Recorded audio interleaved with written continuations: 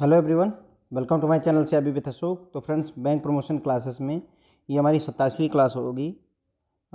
इसमें हमने जो टॉपिक लिया है friends, stand up India scheme के बारे में हम पढ़ेंगे बेसिकली। ठीक है, स्टैंड अप इंडिया स्कीम के बारे में हम पढ़ने जा रहे हैं इसमें।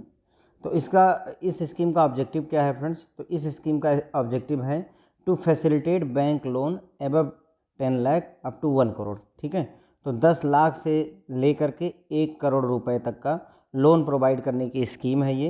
किसको?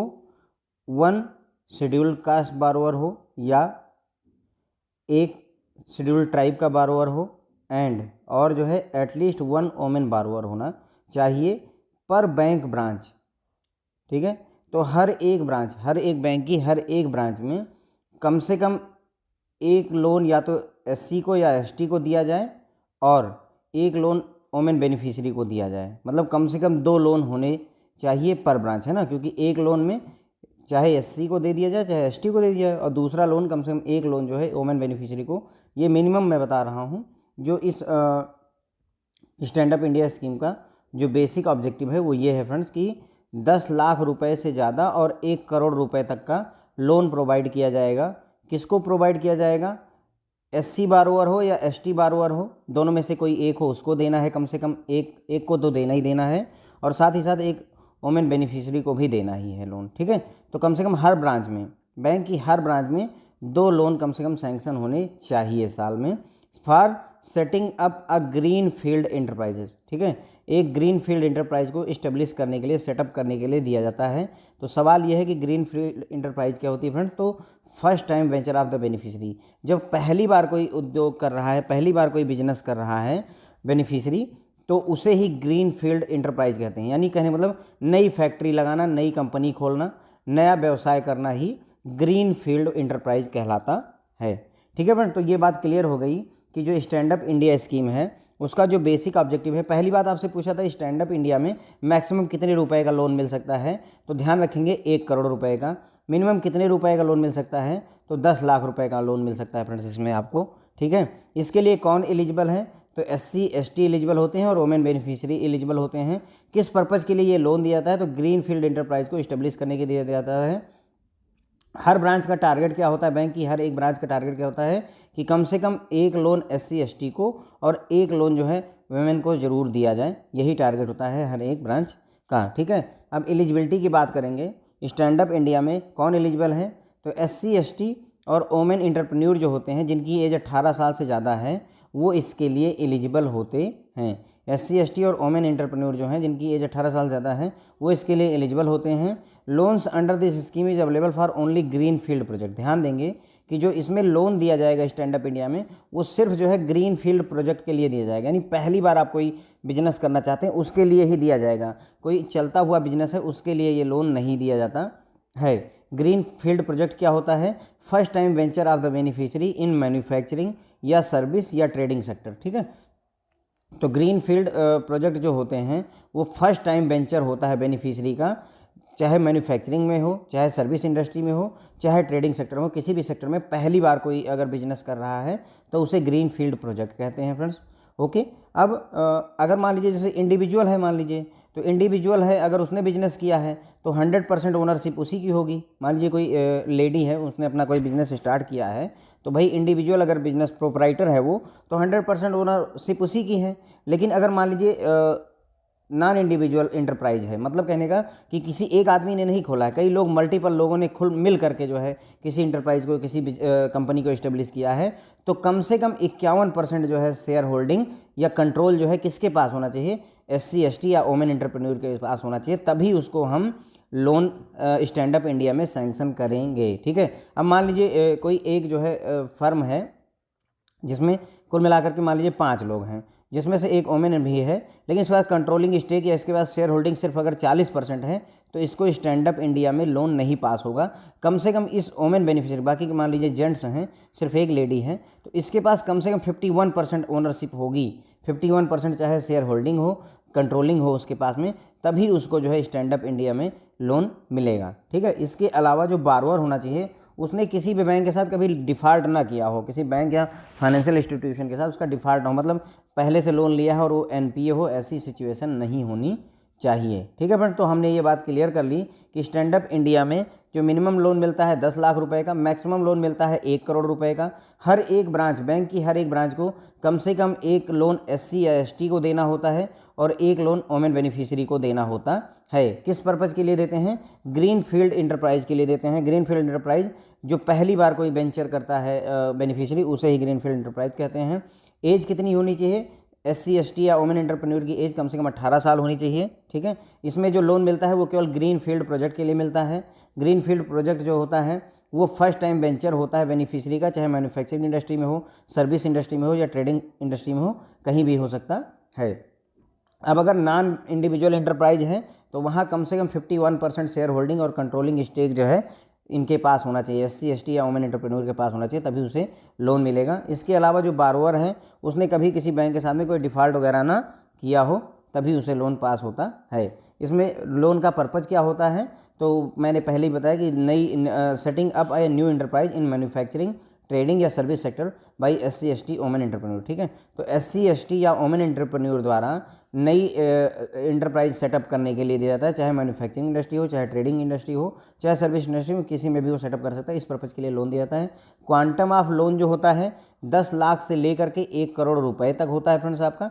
ठीक है, और ये कंपोजिट लोन दिया जाता है। कंपोजिट लोन का मतलब इसमें टर्म लोन भी होता है प्लस वर्किंग कैपिटल भी दी जाती है। ठीक है, ध्यान रखेंगे, स्टैंड अप इंडिया में जो लोन दिया जाता है वो कंपोजिट लोन होता है। कंपोजिट लोन का मतलब उसे टर्म लोन भी दिया जाएगा, वर्किंग कैपिटल भी दिया जाएगा, दोनों मिला करके जो है पूरा लोन पास किया जाता है। मिनिमम 10 लाख रुपए दिया जाता है, मैक्सिमम 1 करोड़ रुपए दिया जा सकता है। ठीक है, स्टैंड अप इंडिया में जो लोन आप लोगे उसकी रीपेमेंट पीरियड जो है 7 साल होती है, जिसमें 18 महीने का मोरेटोरियम पीरियड मिला हुआ होता है। कितने महीने का मोरेटोरियम पीरियड है फ्रेंड्स? 18 महीने का मोरेटोरियम पीरियड है। अब जो स्टैंड अप इंडिया में आप जो लोन देते हो ना उसको उसकी गारंटी भी जो है एक इंडस्ट्री लेती है। ठीक है, तो बिसाइड प्राइमरी सिक्योरिटी तो आप ले ही सकते हो। लोन में भी secured by collateral security or guarantee of, किसकी गारंटी लेनी होती है? Credit guarantee fund scheme for stand up India loans, CGFSIL, credit guarantee fund है ना, scheme for stand up India loans. इसके ये एक संस्था है जो कि आप अगर जो भी लोन स्टैंड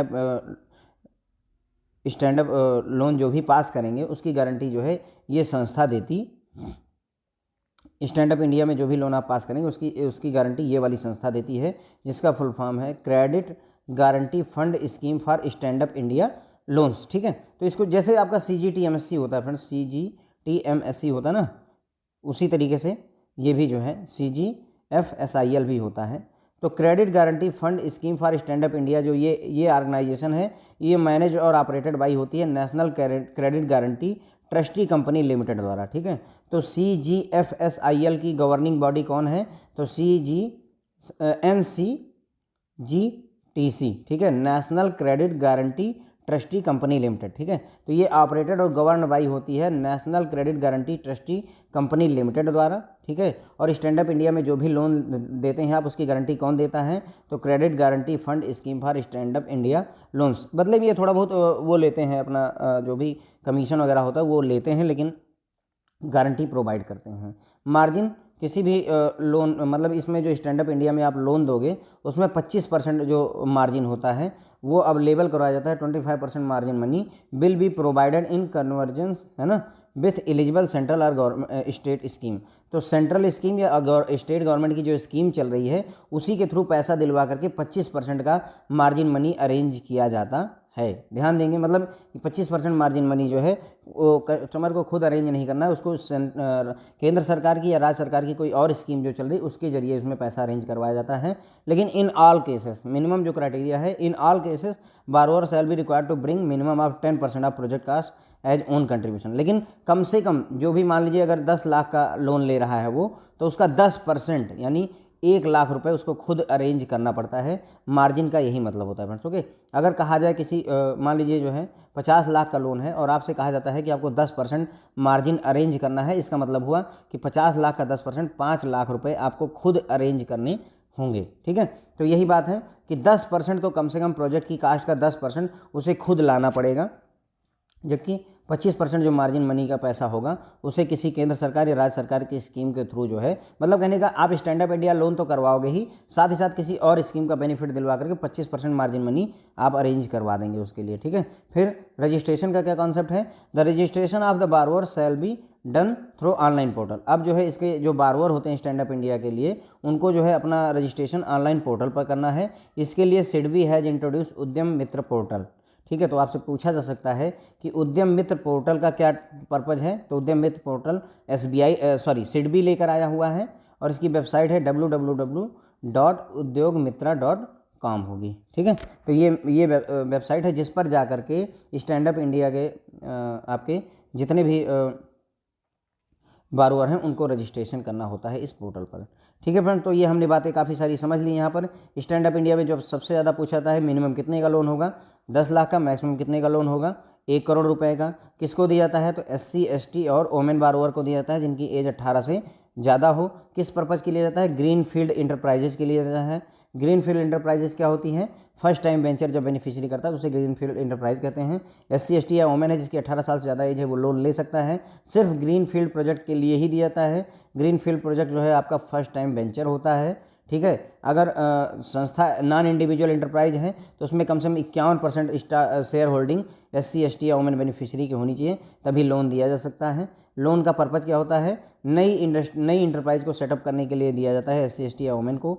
लोन का क्वांटम 10 लाख से लेकर के 100 लाख रुपए तक या 1 करोड़ रुपए तक होता है। इसमें कंपोजिट लोन दिया जाता है, यानी टर्म लोन और वर्किंग कैपिटल दोनों मिला करके दिया जाता है।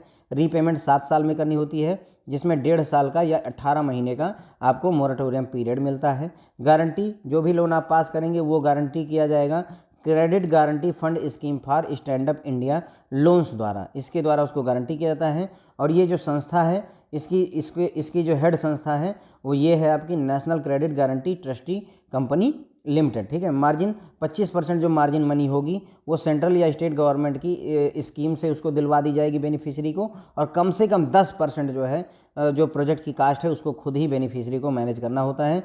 सभी को अपना रजिस्ट्रेशन उद्योग मित्र पोर्टल पर करना होता है। उद्योग मित्र पोर्टल किसने लाया है, सिडबी ने लाया हुआ है। उद्योग मित्र पोर्टल की जो वेबसाइट का एड्रेस है www.udyogmitra.com है या co.in होगा फ्रेंड, देख लीजिएगा एक बार, क्लियर नहीं है, ठीक है फ्रेंड। तो थैंक यू सो मच। और एक और बात यहाँ पर कहूँगा, अगर आपके पास 1-2 मिनट का और टाइम हो तो सुन लीजिए।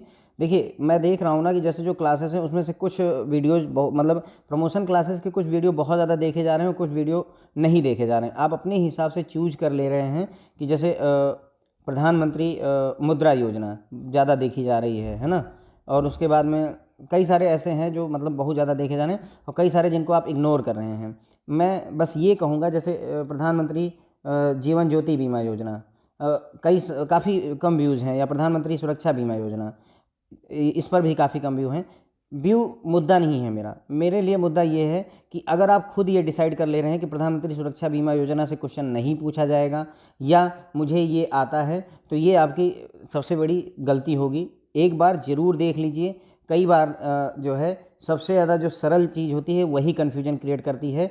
और अगर आपको विश्वास ना हो तो जीवन ज्योति बीमा योजना में मैक्सिमम एज कितनी होती है और जीवन सुरक्षा बीमा योजना में मैक्सिमम एज कितनी होती है, APY में मैक्सिमम एज कितनी होती है, यही इसी का आंसर कर दीजिए। अगर आपने अभी रिसेंटली ना रिवाइज किया हो तो इसका आंसर कर दीजिए इस क्वेश्चन का कि जीवन ज्योति बीमा योजना में बेनिफिट लेने के लिए मैक्सिमम एज कितनी होती है, सुरक्षा बीमा में मैक्सिमम एज कितनी होती है, APY में मैक्सिमम एज कितनी होनी चाहिए बेनिफिट लेने के लिए। होगा क्या, अब क्वेश्चन आपको 100% ये आपको लग रहा होगा कि बहुत सरल सा है, बहुत पुरानी स्कीम है, नहीं पूछा था, पूछा जाता है बैंकिंग इंडस्ट्री में। जो प्रोडक्ट हैं इनके मायने हैं बहुत ज़्यादा इंपॉर्टेंस रखते हैं, ठीक है, क्योंकि फाइनेंशियल इंक्लूजन को बढ़ावा देते हैं, ठीक है। तो ऐसे में वहाँ जा करके आपको एग्ज़ाम में कन्फ्यूजन हो जाएगी।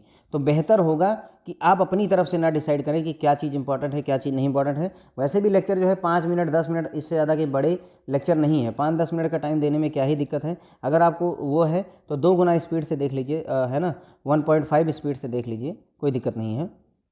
या ना भी देखिए आप वीडियो लेक्चर, लेकिन कम से कम प्रधानमंत्री सुरक्षा बीमा योजना के बारे में कहीं से पढ़ लीजिए, अच्छे से पढ़ करके तब जाइए। बस मैं सिर्फ यही कहना चाह रहा था कि मतलब आप खुद मत डिसाइड कर लीजिए कि व्हाट इज़ इंपॉर्टेंट और व्हाट इज़ नॉट इंपॉर्टेंट, है ना, क्योंकि जो एग्जामिनर एग्ज़ाम सेट करता है वो दूसरे तरीके से सोचता है और हम और आप दूसरे तरीके से सोचते हैं। ठीक है फ्रेंड, तो थैंक यू सो मच।